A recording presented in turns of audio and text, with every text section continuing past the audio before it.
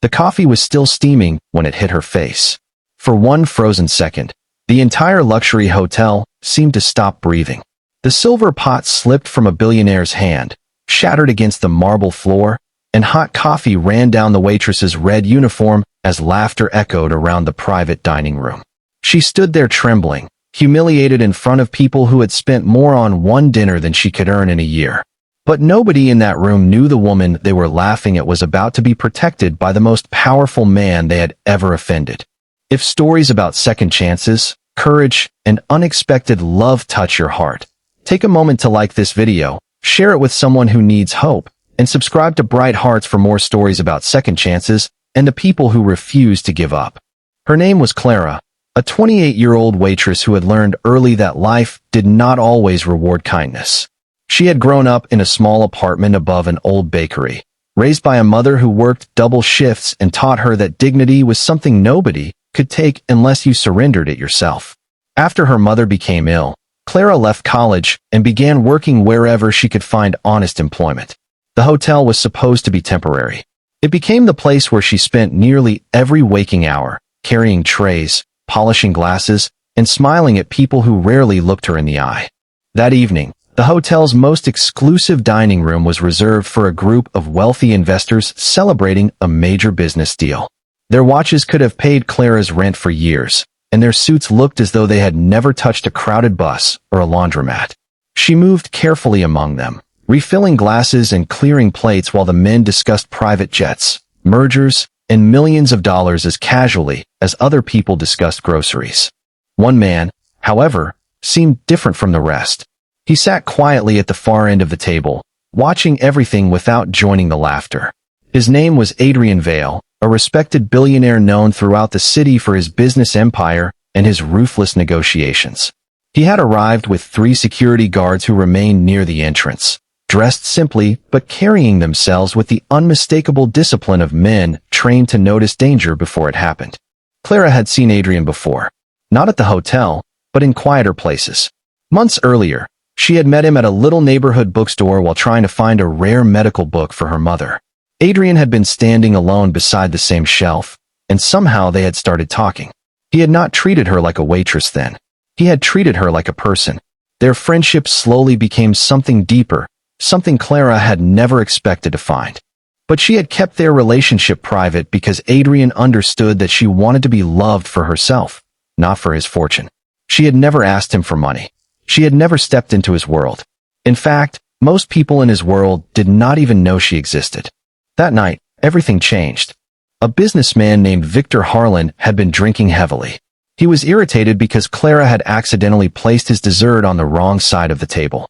She apologized immediately and offered to replace it, but Victor saw the mistake as an opportunity to entertain his friends. He began mocking her clothes, her accent, and the way she moved. The others joined in, laughing louder each time she tried to remain calm. Clara swallowed her embarrassment and continued working. Then Victor picked up the silver coffee pot. He deliberately tipped it toward her. The boiling coffee soaked her shoulder, chest, and arms. Clara cried out and stumbled backward. Her tray crashed to the floor. The room erupted in laughter, but Adrian did not laugh. His face became completely still. Clara looked toward him, terrified that he had witnessed everything. She expected him to stand up, but before he could move, one of the hotel managers rushed over and quietly begged her not to make a scene. The manager was more concerned about the wealthy guests than the injured employee. That was the moment Clara realized how alone she was. She lowered her eyes, picked up the broken pieces with shaking hands, and whispered that she was fine. She was not fine. Her skin burned, tears filled her eyes, and the humiliation hurt even more deeply than the coffee.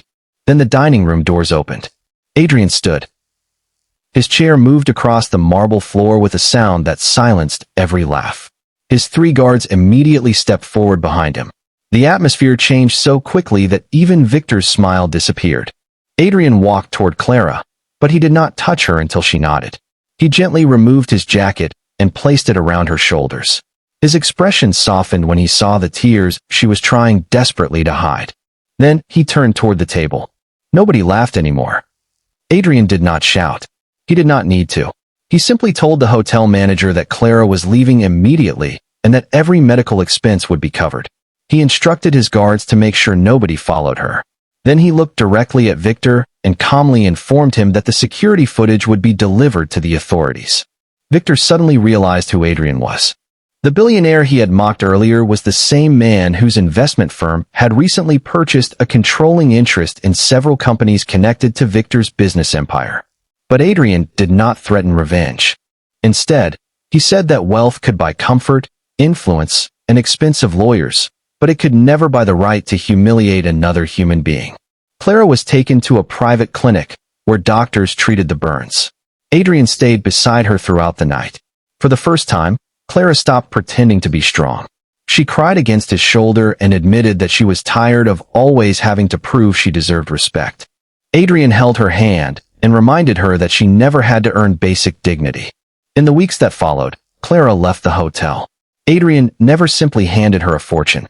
He knew that would make her uncomfortable. Instead, he helped her return to college and quietly arranged for her to receive a scholarship through one of his charitable foundations.